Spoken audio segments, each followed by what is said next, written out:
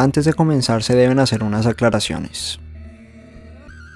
Lo primero es que esta crítica no intenta desincentivar alguna de las actitudes responsables con el planeta, solamente aquellas que perpetúan la falta de conciencia de clase. Esto tampoco es una apología al despilfarro y a la despreocupación ambiental. Cabe aclarar que las campañas ambientalistas solamente aconsejan acciones individuales para ofrecer soluciones sistemáticas. Por ende, solamente se está señalando el mal enfoque al respecto.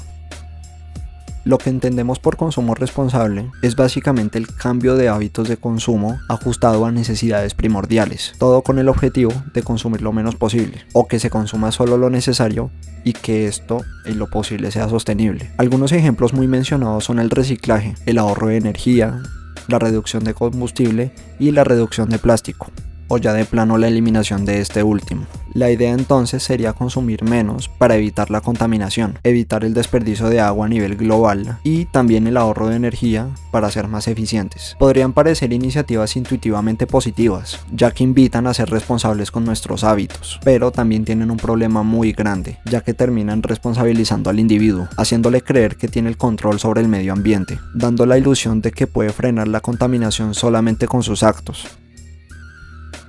Este argumento tiene muchos problemas, porque desvía la atención a lo verdaderamente emergente. Las empresas ya se han dado cuenta de esto y han aprovechado este fenómeno de desinformación para vender sus productos de manera eco-friendly o responsables con el planeta. Existe un término llamado greenwashing, no tiene una traducción literalmente al español, pero vendría a ser como el eco-blanqueo o blanqueo de marca.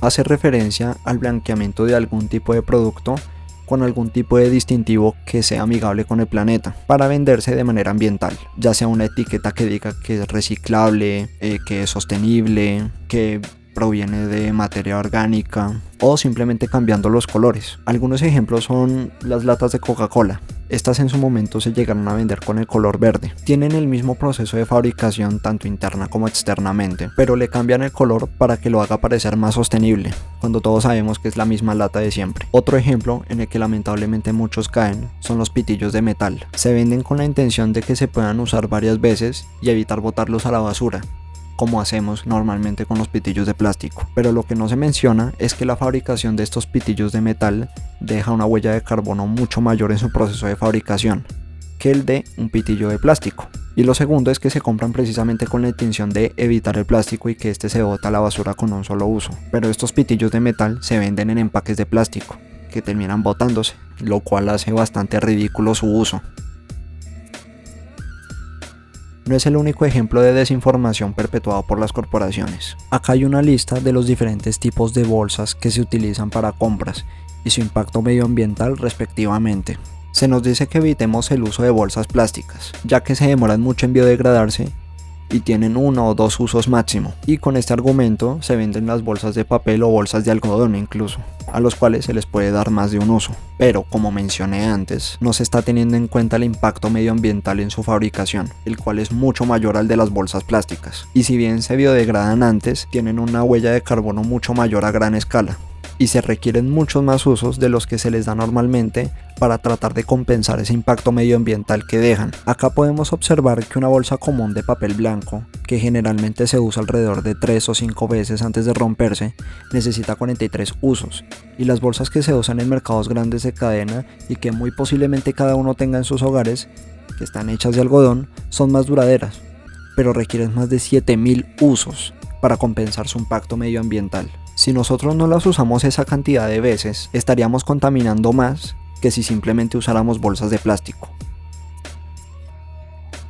Podemos ver que el asunto de la conciencia ambiental no es tan fácil como solamente cambiar algunos de nuestros hábitos diarios. Incluso podríamos generar el efecto contrario. El agua es otro tema que preocupa a muchos, y en diferentes campañas se advierte de que podemos reducir nuestra cantidad de litros diarios. Si bien esto es verdad, y si desperdiciamos agua deberíamos dejar de hacerlo en este momento, se llega a la conclusión de que estas acciones, haciéndolas colectivamente, podrían llegar a frenar la crisis del agua, y basta con que cada uno reduzca su consumo para ello.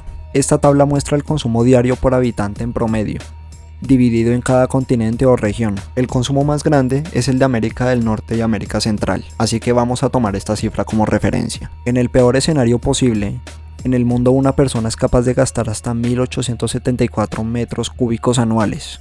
Si tenemos en cuenta que una empresa como Coca-Cola gasta 250 litros por botella y que fabrica alrededor de 1800 por minuto, es decir, 2 millones al día, tenemos que solo una empresa es capaz de gastar fácilmente 14 millones de litros de agua, con la diferencia que lo hace semanalmente. El anterior dato estaba errado porque se hizo la cuenta por 1800 unidades al día, cuando en realidad es por minuto. Lo siguiente que tenemos también puede ser bastante ejemplificante. Hay bastantes promedios de emisiones de CO2 anuales, desde 2.2 toneladas al año, 3.5 toneladas de CO2 al año, pero la cifra más alta que encontré es de 5.5 toneladas de dióxido de carbono anuales, así que usaremos esta cifra nuevamente como referencia. Acá tenemos una lista en orden de las empresas que más contaminan con sus emisiones de dióxido de carbono, como China Coal con el 14,3% de contaminación global, que traduce básicamente 7.400 millones de toneladas al año. Le siguen las empresas que se pueden ver en pantalla. El último ejemplo es la diferencia que más acentúa este punto. Una persona en promedio utiliza hasta 50 kilos de plástico al año. Si lo comparamos con la suma total de las distintas industrias que utilizan este plástico para sus productos a la hora de fabricarlos, ya sea por los empaques o por los productos mismos, llegan a alcanzar fácilmente 460 millones de toneladas de plástico al año. Hay que dejar claro una serie de cuestiones con respecto al consumo responsable. Lo primero es que nosotros no estamos salvando al planeta. El cambio de hábitos que hagamos o dejemos de hacer en realidad es para salvarnos a nosotros mismos. Si llegáramos a un punto de contaminación muy alto, lo que terminaríamos provocando es la extinción de la especie humana, pero el planeta Tierra va a seguir estando ahí y se va a terminar recuperando, debido a que el daño ambiental que nosotros podamos llegar a hacer no se puede comparar con las catástrofes históricas que ha tenido el planeta millones de años atrás, hechos históricos que incluso sucedieron antes de que los seres humanos existieran, como por ejemplo los meteoritos. Tampoco estamos salvando a los animales. La única razón por la que una especie vive más que otra ya no es por selección natural, sino porque le puede llegar a ser útil al ser humano o no. Un ejemplo muy claro son las vacas. Son animales bastante lentos, tampoco son precisamente depredadores, y su reproducción es bastante lenta, pero la razón de su éxito de población es porque el ser humano ha querido que esto sea así, no ha sido por coincidencia. Esto es porque estos animales han estado a cargo de los seres humanos y han tenido una intención de que esto sea así, debido a que nos proveen alimento, nos proveen cosas como carne y leche, e incluso pueden llegar a aportarnos bastante en cuanto a vestimenta, pero hoy en día la reproducción de una especie tiene muy poco que ver con selección natural o por cuestiones de entorno, y lo mismo sucede con otras especies. Y también tenemos que acabar con la idea de una empresa verde o empresa sostenible o empresa responsable, etc. Decir que una empresa respeta el ambiente o que incluso es autosustentable es prácticamente un oxímoron. Una empresa solamente va a velar por la rentabilidad, y cuidar el planeta no es precisamente redituable.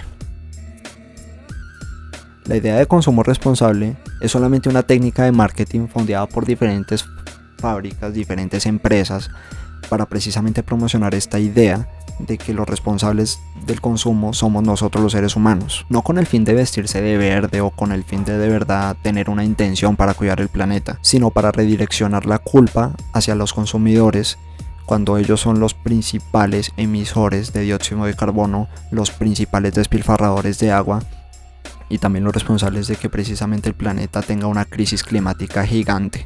Es cierto que nosotros podemos cambiar nuestros hábitos, pero si creemos que algo como el reciclaje, por ejemplo, puede reducir el daño ambiental, vamos a creer que solamente reciclando estamos haciendo nuestra parte.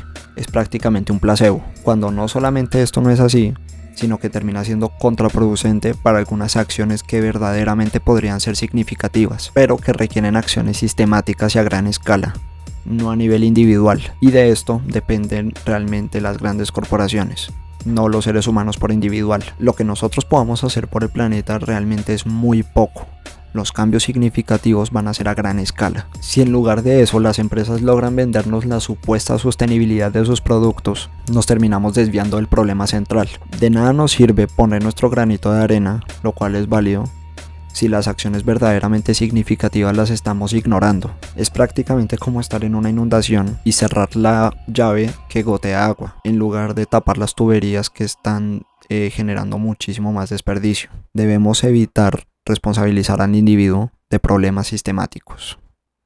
Gracias.